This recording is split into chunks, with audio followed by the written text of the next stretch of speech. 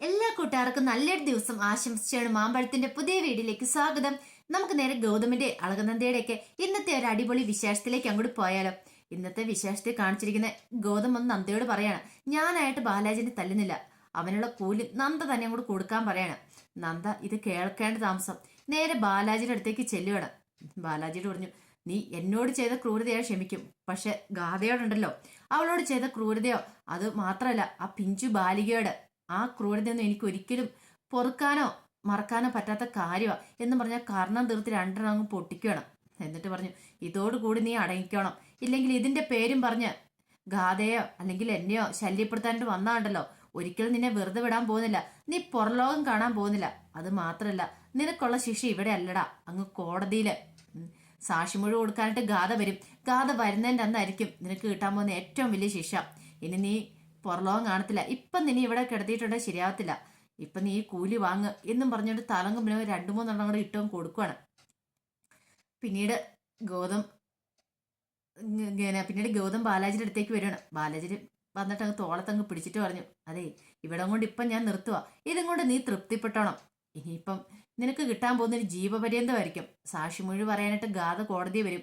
കോടതി വന്ന് സാക്ഷിമൊഴി പറഞ്ഞാൽ നീ ഒരിക്കലും പുറലോകം കാണത്തില്ല, നീ ജീവപര്യന്ത അനുഭവിച്ച് അവിടെ കിടക്കണം, അതാണ് നിനക്ക് കിട്ടാൻ പോകുന്ന ഏറ്റവും വലിയ ശിക്ഷ എന്ന് പറഞ്ഞിട്ട് ഗൗതം നന്ദയും കൂടെ ഇങ്ങനെ ഇറങ്ങി പോരുവാണ്. ഈ സമയത്ത് ഗാഥ എന്ത് ചെയ്യുക, ചെടിക്കൊക്കെ വെള്ളം നനച്ചുകൊണ്ട് നിൽക്കുമായിരുന്നു. പെട്ടെന്നാണ് ലക്ഷ്മിയമ്മ അങ്ങോട്ട് വരുന്നത്. ലക്ഷ്മിയമ്മ വന്നിട്ട് പറഞ്ഞു, മഹാപാപി, നീ എന്നാലും ആ ക്രൂരത ചെയ്തല്ലോ എന്ന് പറയണ. അമ്മ എന്ത് ചെയ്തെന്നാ പറഞ്ഞേ, നീ ഒരു തെറ്റും ചെയ്തിട്ടില്ലല്ലേ, ആ മോയല കുഞ്ഞുങ്ങളെ നീ കൊന്നു കളഞ്ഞല്ലോടി, നിനക്ക് എങ്ങനെ ഈ ക്രൂരത ചെയ്യാൻ പറ്റിയെന്ന് ചോദിക്കണം. അമ്മ ഞാനൊരു തെറ്റും ചെയ്തിട്ടില്ല, ഞാൻ അങ്ങനെയൊന്നും ചെയ്തിട്ടില്ല. അല്ല, നീയല്ലേ മുയൽ കുഞ്ഞുങ്ങൾക്ക് ക്യാരറ്റും പാലും കൊണ്ടേ കൊടുത്തത്. അമ്മ ഞാൻ കൊണ്ടേ കൊടുത്ത് ഞാൻ തന്നെ, എന്നിട്ടാണ്ട് നീ കാണിക്കുന്നേ, നീ ഒരു നിമിഷം പോലും നിൽക്കണ്ട, ഇറങ്ങി പൊക്കോടെന്ന് പറയാം.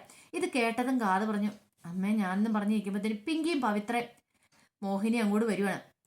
മോഹിനി വന്നിട്ട് ചോദിച്ചു, നീ അല്ലേ ക്യാരറ്റ് കൊണ്ടേ കൊടുത്ത, ഞാൻ കണ്ടായിരുന്നല്ലോ അടുക്കള വന്നപ്പോൾ നീ ക്യാരറ്റ് അവിടെ ഒരുക്കിക്കൊണ്ടിരിക്കുന്നത് മുയൽ കുഞ്ഞുങ്ങൾക്ക് കൊടുക്കാനായിട്ട്, സത്യമല്ലേ എന്ന് ചോദിക്കുകയാണ്. അത് തന്നെയാ, ഞാൻ ക്യാരറ്റ് കൊണ്ടേ കൊടുത്തേ, എന്നാലും നീ എന്തിനാണ് ഈ ക്രൂരത ചെയ്തേ, ഇന്ന് ഈ ക്രൂരത ചെയ്ത നീ ഒരു പക്ഷേ നാളെ ഞങ്ങളെയും കൂടെ വിഷം നിന്ന് കൊല്ലൂലോ, ഞങ്ങൾ എന്തെങ്കിലും തെറ്റ് ചെയ്തിട്ടുണ്ടെങ്കിൽ എന്തേലും കാര്യം പറഞ്ഞോണ്ട്. രശ്മിയമ്മ പറഞ്ഞു, ശരിയാണ്, ഇവളെന്നാലും എന്നോട് ഈ ക്രൂരത ചെയ്യണ്ടായിരുന്നു. പിങ്കി പറഞ്ഞു, ശരിയാ, അല്ലെങ്കിൽ ഒന്ന് ഓർത്ത് നോക്കിയേ, ലക്ഷ്മിയമ്മ ആ വഴക്ക് പറഞ്ഞ ആ മുറി കയറിയതിന്റെ പേരിൽ ഇച്ചിരി വഴക്ക് പറഞ്ഞ് ഓർത്തോണ്ട് ഇത്രമാത്രം ക്രൂരത ചെയ്യണമായിരുന്നു. അത് ആ മിണ്ടാപ്രാണികളോട് അവര് എന്ത് പിഴച്ചു, ഇവൾക്ക് എന്തേലും വൈരാഗ്യം ഉണ്ടായിരുന്നെങ്കിൽ അത് തുറന്നു പറഞ്ഞാൽ പോരായിരുന്ന ലക്ഷ്മിയമ്മയോട്, പറഞ്ഞു തീർക്കാവുന്നതല്ലേ ഉള്ളൂ, അതിന് ഈ ക്രൂരതയാണോ ചെയ്യണ്ടേ. നാല് പാടുന്നു ഇങ്ങനെ ഗാഥനെ കുറ്റപ്പെടുത്തിക്കൊണ്ടിരിക്കുക. കുറ്റപ്പെടുത്തൽ കേട്ടോണ്ടിരിക്കുമ്പോൾ ഗാഥയ്ക്ക് രണ്ട് കണ്ണുകളും നിറഞ്ഞു ഒഴുകിക്കൊണ്ടിരിക്കുക. ഈ സമയത്ത് മഹേശൻ അങ്ങോട്ട് വരുന്നേ. മഹേശനെ വന്നിട്ട്, എന്താ ഇവിടെ പ്രശ്നം, എന്തിനാ ഗാഥ കരയണെന്ന് ചോദിക്കണം. അവള് കരയണതോ, അവള് ചെയ്ത ക്രൂരത എന്താണെന്നറിയാവോ, ആ മിണ്ടാപ്രാണികളെ കൊന്നു കളഞ്ഞു. എന്റെ മോയിൽ കുഞ്ഞുങ്ങളല്ലേ വാവച്ചെന്നെ, അത് നിങ്ങളെ കൊന്നു കളഞ്ഞു പറയാ. ഗാഥ അങ്ങനെ ഒരിക്കലും ചെയ്യില്ല എന്ന് പറയാം. മഹേശ്വരൻ എന്തറിഞ്ഞിട്ടാ പറയണേ, ഇത് അവള് തന്നെ ചെയ്ത കാര്യമാണ്, എന്നോടുള്ള ദേഷ്യം തീർത്താ. അതെ ലക്ഷ്മി, നിനക്ക് തെറ്റിപ്പോയതാ, അങ്ങനെ ആ കുഞ്ഞുങ്ങളെ കൊന്നു കളഞ്ഞിട്ട് ഇവൾക്ക് എന്ത് കിട്ടാനാ, ഇവൾക്ക് എന്ത് കിട്ടാനാന്നോ, ഇവളോട് ഞാൻ ഒന്ന് ദേഷ്യപ്പെട്ടു പോയി, അതിനുള്ള പ്രതികാരം എന്നോട് തീർത്താന്ന് പറയാണ്. ഇനി ഒരു നിമിഷം പോലും ഇവിടെ നിർത്തല്, പോയി നിന്റെ ഡ്രസ്സൊക്കെ എടുത്തോണ്ട് വാടി, ഇറങ്ങി പോകാൻ പറയണം. അപ്പം പറഞ്ഞു, എന്നെ ഇറക്കി വിടലമ്മേന്ന് പറയണം. ഇറക്കി വിടല്ലോ, നിന്നെ കാണിച്ചു തരാമെന്ന് പറഞ്ഞുകൊണ്ട് അവളുടെ കയ്യെ പിടിച്ച് വലിച്ചഴിച്ചാൽ പുറത്തേക്ക് തള്ളാൻ തുടങ്ങുകയാണ്. ഈ സമയത്താണ് ഗൗതമും നന്ദയെ അങ്ങോട്ട് വരുന്നത്. ഗൗതം നന്ദയും കൂടെ വണ്ടിക്കകത്ത് ഇപ്പം നന്ദേനെ കണ്ടി ഓടിപ്പോയി കെട്ടിപ്പിടിക്കുകയാണ് ഗാഥ. നന്ദേച്ചിന്ന് പറഞ്ഞ, എന്ത് പറ്റി മോളേന്ന് ചോദിക്കുകയാണ്. എന്ത് പറ്റിയെന്നോ, ഇവളുണ്ടല്ലോ ആ മുയൽ കുഞ്ഞുങ്ങളെ മൊത്തം കൊന്നു കളഞ്ഞു, ആ ക്രൂരത എന്നോട് കാണിച്ചെന്ന് ലക്ഷ്മിയമ്മ പറയാണ്. ഗാഥയോ, ഗാഥ ഒരിക്കലും അങ്ങനെ ചെയ്യില്ല എന്ന് പറയാണ്. അവള് ചെയ്യില്ല പോലും, അവൾ ഈ ഒരു നിമിഷം പോലും ഇവിടെ നിൽക്കണ്ട, എത്രയും പെട്ടെന്ന് അവളെ പറഞ്ഞു വിട് നന്ദ, ഇനി അവൾ ഇവിടെ നിർത്തില്ല എന്ന് പറയാണ്. പെട്ടെന്ന് നന്ദ അങ്ങോട്ട് വന്നിട്ടുണ്ട്, ലക്ഷ്മിയമ്മ ക്ഷമിക്കണം, ആരൊക്കെ പറഞ്ഞാലും ഞാൻ ഇവിടുന്ന് ഗാഥനെ പറഞ്ഞു വിടാൻ പോകുന്നില്ലെന്ന് പറയണം. ലക്ഷ്മി പറഞ്ഞു, മോളെ നീ, അമ്മേ ആ ക്രൂരത ചെയ്ത് ഗാഥയാന്ന് എന്താ തെളിവ്, എന്തെങ്കിലും തെളിവുണ്ടോ, ഒരു തെളിവുമില്ലല്ലോ. ഒരു കാര്യം ചെയ്യാം, ഒരു ദിവസത്തെ സമയം എന്താ, നാളെ ആകുമ്പത്തേനും ആ തെറ്റ് ചെയ്ത ആരാ നീ കണ്ടുപിടിച്ചേരാം. ഇനിയിപ്പൊ ഗാഥ ആ തെറ്റ് ചെയ്തെങ്കിൽ അവളെ ഞാൻ ഇവിടുന്ന് പറഞ്ഞു വിട്ടോളാന്ന് പറയാം. പെട്ടെന്ന് പിങ്കിയുടെ മോഹിനിയുടെ എല്ലാവരുടെ മുഖം മാറി. ഗാഥ നന്ദ എന്തെങ്കിലും തീരുമാനം എടുത്തിട്ടുണ്ടെങ്കിൽ അതെടുത്തത് തന്നെയാണ്, എങ്ങാനും തെളിയിക്കുവോ. പിന്നീട് ഗാഥയെ ചേർത്ത് ഇരുത്തിക്കൊണ്ട് അകത്തേക്ക് പോവാണ്. വാ മോളെ എന്ന് പറഞ്ഞ് കൂട്ടിക്കൊണ്ട് പോവാ. ലക്ഷ്മിയമ്മയ്ക്ക് ഇഷ്ടപ്പെട്ടില്ല. ലക്ഷ്മിയമ്മ ഇങ്ങനെ മുഖം കറുത്ത് നിൽക്കുക. ഈ സമയത്ത് പിങ്കി പറഞ്ഞു, ഇത് നിൽക്കുന്ന കണ്ടില്ലേ, ഭാര്യ എന്ത് പറഞ്ഞാൽ അപ്പാടെ അനുസരിക്കും കണ്ടോ. ഇപ്പൊ തന്നെ അമ്മേനെ എതിർത്ത് അവൾ അങ്ങനെ കൂട്ടിക്കൊണ്ട് പോയത്, സ്വന്തം പെറ്റമ്മേനെ എതിർത്ത് ഭാര്യ മറ്റൊരുത്തിക്ക് വേണ്ടി നിൽക്കുമ്പോൾ എല്ലാം കണ്ടും കേട്ടും ചുമ്മാ നിൽക്കുന്നുണ്ടല്ലേ. ഭർത്താവാന്ന് പറഞ്ഞ് എന്തിനാ ഗൗതം ആ സ്ഥാനത്ത് തുടരുന്നേ? ഭാര്യയെ നിലയ്ക്ക് നിർത്താൻ ആദ്യം പഠിക്കണമെന്ന് പറയാം. ഇത് കേട്ടതും ഗൗതം പറഞ്ഞു, പിങ്കി പറഞ്ഞതിന്റെ അർത്ഥം എനിക്ക് മനസ്സിലായി, പക്ഷെ ഭാര്യ ഒരു തെറ്റ് ചെയ്താലെന്ന് എനിക്കിവിടെ തോന്നുന്നില്ല. അവള് പറഞ്ഞല്ലോ, ഒരു ദിവസത്തെ സമയം, നാളെ ആ തെറ്റ് ചെയ്ത് ആരാന്നും കണ്ടുപിടിക്കും, അതിനുശേഷം അവൾ പറഞ്ഞു വിടാന്ന് പറഞ്ഞല്ലോ. അവളുടെ ഭാഗത്ത് അതുകൊണ്ട് ന്യായമുണ്ട്, അതുകൊണ്ടാണ് ഞാൻ അവളെ കുറ്റമൊന്നും പറയാത്തെ. പിന്നെ പിങ്കിയുടെ സൂക്കേട് എന്താന്ന് എനിക്ക് മനസ്സിലാവുന്നില്ല. പക്ഷെ ഞാൻ ഒരു കാര്യം പറഞ്ഞേക്കാം, ആരാണെങ്കിലും ആ മുയൽ കുഞ്ഞുങ്ങളോട് ആ ക്രൂരത ചെയ്തേ അവരെ വെറുതെ വിടാൻ പോകുന്നില്ല. ഞാൻ അന്വേഷിക്കാൻ പോവാ, ഞാൻ ഈ അന്വേഷണം ഏറ്റെടുക്കട്ടെ എന്ന് ചോദിക്കുകയാണ്. ബാക്കി എല്ലാവരുടെയും മുഖത്തൊരു ഞെട്ടലുണ്ടായി. ലക്ഷ്മിയമ്മയ്ക്ക് സന്തോഷം ഉണ്ടായിരുന്നുള്ളൂ. ഞാൻ ഒരു പോലീസ് ഓഫീസറാണ്, അതിപ്പോ ആ ഒരു പോലീസ് ഓഫീസറെ വീട്ടിലും അതുപോലെ തന്നെ ആയേക്കാം. ഒരു കുറ്റം കണ്ടുപിടിക്കാനായിട്ട് ഞാൻ ശ്രമിക്കാന്ന് പറയാണ്. പക്ഷേങ്കിൽ എനിക്കൊരു അഞ്ച് മിനിറ്റ് വേണം. ആ 5 മിനിറ്റുള്ളിൽ ഞാൻ ആ കുറ്റം കണ്ടുപിടിക്ക് തെളിയിക്കും. പക്ഷെ അങ്ങനെ കണ്ടുപിടിച്ച് തെളിയിച്ചിട്ടുണ്ടെങ്കിൽ അവർക്ക് കിട്ടാൻ പോകുന്ന ശിക്ഷ എന്താണെന്നറിയാവോ? 5 വർഷം തടവായിരിക്കും. ഇങ്ങനെ മിണ്ടാപ്രാണികളെയൊക്കെ കൊല്ലുന്നുണ്ടല്ലോ, അത് കടുത്ത ശിക്ഷയ്ക്കാ. കടുത്ത ശിക്ഷ കിട്ടുന്ന കാര്യമാ. അതറിയില്ലെങ്കിൽ ഞാൻ നിങ്ങളോട് പറഞ്ഞേക്കാം. അങ്ങനെ എന്തെങ്കിലും കണ്ടുപിടിച്ചിട്ടുണ്ടെങ്കിൽ അവരെയും വെറുതെ വിടുവല്ല, അവർക്ക് നല്ല ശിക്ഷ തന്നെ വാങ്ങിക്കൊടുക്കും. സമ്മതമാണോ എന്ന് ചോദിക്കുകയാണ്. ആരുടെ വായിക്കകത്ത് നാക്കില്ല, ആരും ഒന്നും മിണ്ടുന്നില്ല. ഇത്ര സമയം സംഹാര നാടകം ആടിക്കൊണ്ടിരുന്ന പിങ്കിയുടെയോ മോഹിനിയുടെയോ ഒക്കെ വായിക്കകത്ത് കോലിട്ട് കിള്ളിയാൽ പോലും സംസാരിക്കാൻ പറ്റുമെന്ന് തോന്നുന്നില്ല. അതേ ഒരവസ്ഥയിലെത്തി നിൽക്കുമായിരുന്നു അവര്. പിന്നീട് ഗൗതം പറഞ്ഞു, ഒരാളെ കുറ്റപ്പെടുത്താൻ എളുപ്പമാ, പക്ഷേങ്കിൽ ഒരു കാര്യം വിചാരിക്കണം, അവർ ആ കുറ്റം ചെയ്തിട്ടുണ്ടോ എന്ന് അറിഞ്ഞിട്ട് വേണം കുറ്റപ്പെടുത്താനായിട്ട് എന്നും പറഞ്ഞിട്ട് ഗൗതം അങ്ങോട്ട് അകത്തേക്ക് കയറി പോവാണ്.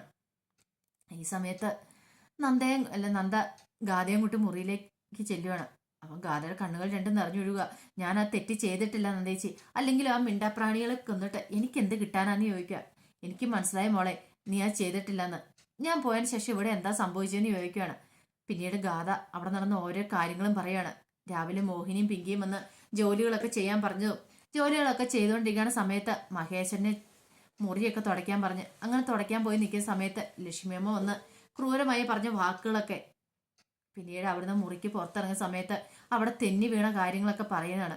തെന്നി വീണിട്ട് ഇരിക്കുന്ന സമയത്താണ് വീണ്ടും അവർ വന്നിട്ട് ക്യാരറ്റും പാലും ഒക്കെ മുയൽ കുഞ്ഞുങ്ങൾക്ക് കൊടുക്കാനായിട്ട് പിങ്കിയും മോഹിനിയും പറയുന്നത്.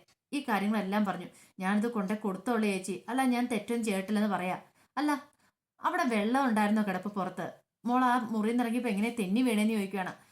എല്ലാ നന്ദേച്ചി, അവിടെ വെള്ളമില്ലായിരുന്നു, പിന്നെ എങ്ങനെയാ മോള് തെന്നി വീണേ? ഗാദി ഒന്ന് പറയാൻ പഠിച്ചു. മോള് ധൈര്യമായിട്ട് പറഞ്ഞു, പേടിക്കണ്ട, അവിടെ എണ്ണ ഉണ്ടായിരുന്നു പറയാം. ഓ, ഗാഥയ്ക്ക് സംഭവിച്ച എന്താന്നുള്ള സത്യം നന്ദയ്ക്ക് മനസ്സിലായി. അപ്പം മനഃപൂർവ്വം അവർ കരുതി കൂട്ടി ചെയ്ത കാര്യങ്ങൾ ഇതൊക്കെ. എന്നാൽ ഇത്രയും ക്രൂരത ഈ പാവം പെങ്കൊച്ചിനോട് എങ്ങനെ കാണിക്കാൻ തോന്നി? ഇതങ്ങനെ വെറുതെ വിട്ടുകൂടാ. അല്ല മോളെ, ഞാൻ ഒരു കാര്യം ചോദിച്ചോട്ടെ, നീയാണല്ലോ ക്യാറ്റും പാലും കൊണ്ടേ കൊടുത്തേ. അപ്പൊ ക്യാറ്റും പാലും കൊണ്ടേ കൊടുത്തപ്പോ ആ സമയത്ത് ആരിലൂടെ ഉണ്ടായിരുന്നു എന്ന് ചോദിക്കുവാണ് മുറിയില്. ഞാൻ അടുക്കള വെച്ച ക്യാറ്റയ്ക്ക് ഒരുക്കിക്കൊണ്ടിരിക്കുന്ന സമയത്ത് മോഹിനി ചെറിയമ്മ അങ്ങോട്ട് വന്നിട്ട് മുയൽക്കുഞ്ഞുങ്ങൾക്കുള്ള പാലെടുത്ത് വെക്കാൻ പറഞ്ഞു. അത്ര സമയം മാത്രമേ ഞാൻ മാറിയുള്ളൂ. പിന്നീട് നീ തിരിച്ചു വന്നിട്ട് ആ പാലും ക്യാറ്റും കൊണ്ടേ മുയൽക്കുഞ്ഞുങ്ങൾക്ക് കൊടുത്തല്ലേന്ന് നന്ദ ചോദിക്കുകയാണ്. അത് നന്ദേച്ചെന്ന് പറയാം. ഇപ്പൊ എനിക്ക് കാര്യങ്ങൾ മനസ്സിലായി. മോൾക്ക് കാര്യങ്ങൾ മനസ്സിലായില്ലേ?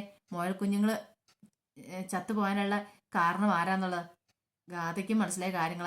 അപ്പൊ എന്തോ അതിനകത്തൊരു വിഷം ചേർത്ത് വെച്ച് ആ സമയത്ത് മോഹിനി എന്നുള്ള കാര്യം രണ്ടുപേർക്കും മനസ്സിലായി. ഇതങ്ങനെ ഞാൻ വെറുതെ വിടാൻ ഉദ്ദേശിച്ചിട്ടില്ല, എന്ത് ചെയ്യണമെന്ന് എനിക്കറിയാം. അവറ്റകളുണ്ടല്ലോ, ഇത്രയും വലിയ ക്രൂരത ചെയ്ത് കഴിയുമ്പോഴത്തേനും അങ്ങനെ വെറുതെ വിടാൻ പറ്റില്ലെന്ന് പറയണ്. നന്ദേച്ചി, മോള് ധൈര്യമായിട്ടിരിക്കുക, വിഷമിക്കണ്ടെന്ന് പറയണ്. പിന്നീട് നന്ദ നേരെ ഗൗതമിന്റെ മുറിയിലേക്ക് ചെല്ലുന്നേ. ഗൗതമിന്റെ മുറിയിലേക്ക് ചെന്ന് കഴിഞ്ഞപ്പോൾ ഗൗതം ഇങ്ങനെ ലാപ്ടോപ്പിൽ ഓരോ ജോലികളൊക്കെ ചെയ്തുകൊണ്ടിരിക്കുവായിരുന്നു. പെട്ടെന്ന് നന്ദ എന്നിട്ട് ചോദിച്ചു, അല്ല ഗാഥ അങ്ങനെ ചെയ്യുമെന്ന് ഗൗതം സാറിന് തോന്നുന്നുണ്ടോ എന്ന് ചോദിക്കുകയാണ്. ഏയ്, അങ്ങനെ തോന്നുന്നില്ല. പിന്നെ എന്തിനാ എല്ലാരും കൂടി അവളോട് ഈ ക്രൂരത ചെയ്യുന്നേ? അവള് ഇവിടെ ഓരോ ജോലികളും ചെയ്യിക്കുക, അതൊക്കെ പോട്ടെ, അവൾക്കത് പ്രശ്നമല്ല. പക്ഷെ അവളുടെ പേരിൽ ഓരോ കുറ്റങ്ങളൊക്കെ അടിച്ചേൽപ്പിച്ച് അവളോട് ഈ ക്രൂരത ചെയ്യുന്ന എന്തിനാ? എനിക്കൊന്നും മനസ്സിലാവുന്നില്ലെന്ന് പറയാം. അല്ല, ഗൗതം സാറിന് അറിയാമെങ്കിൽ പിന്നെ ഗൗതം സാർ എന്തിനാ അവിടുന്ന് ഒന്നും മിണ്ടാതെ ഇങ്ങോട്ട് പോന്നേ? അവരുടെ മുഖത്തടിച്ച് കാര്യങ്ങളൊക്കെ ചോദിക്കാൻ മേലായിരുന്നോ? ഇത് ആരെ തെറ്റ് ചെയ്തെന്ന് കണ്ടുപിടിക്കാൻ മേലായിരുന്നോ? അതിന് തെളിവുകളൊന്നും ഇല്ലോന്ന് പറയുക ഗൗതം. തെളിവുകളില്ലേ നമ്മൾ ഉണ്ടാക്കണം. എനിക്കറിയാം ഇതാരാ ചെയ്തേന്ന്, അതിനുള്ള തെളിവുകളും എൻ്റെ കയ്യിലുണ്ടെന്ന് നന്ദ പറയാം. പക്ഷെ ഞാൻ ഇനി അവരെ വെറുതെ വിടാൻ പോകുന്നില്ല. അല്ല നന്ദ, നിനക്ക് എന്ത് പറ്റിയത്? നീ ഒന്ന് ആലോചിച്ച് നോക്കിയേ. ഞാൻ ഇനി ഇപ്പൊ അവരെ തെളിവുകളൊക്കെ നിർത്തി അവരെ പിടിച്ചെന്ന് വെച്ചോ, അതെന്റെ അമ്മയും അനീത്തിമാരൊക്കെ അല്ലേ. പക്ഷെ ഗാഥ ആരാ എൻ്റെ? ഒരു ബന്ധമില്ലാത്തൊരു കുട്ടിക്ക് വേണ്ടി വെറുതെ ഞാനിതിന് ഇത്ര റിസ്ക് ആയിട്ട് എടുക്കുന്നേ. അവളെ അവളുടെ പാട്ടിന് വിട്ടാ പോരെ. അവളെ ഇവിടെ ആർക്കും ഇഷ്ടമില്ലെങ്കിൽ അവളെ അവളുടെ വീട്ടിലേക്ക് അങ്ങോട്ട് വിട്ടാരേ. അല്ലെങ്കിൽ വേറെ എവിടെയെങ്കിലും അവൾക്കൊരു ഷെൽട്ടർ ഉണ്ടാക്കി കൊടുക്ക്, അവൾ അവിടെ താമസിച്ചോളും. പിന്നെ എന്തിനാ അവളെ ഇവിടെ പിടിച്ചു നിർത്തുന്നതെന്ന് ചോദിക്കുവാണ്. ഇത് കേട്ട് കഴിഞ്ഞപ്പോൾ നന്ദയ്ക്ക് വല്ലാത്തൊരു വിഷമമായി. ഗൗതം സാർ അറിയാതെ പറഞ്ഞു പോകുന്നതാണ്, പക്ഷെ എന്ത് ചെയ്യാൻ പറ്റും.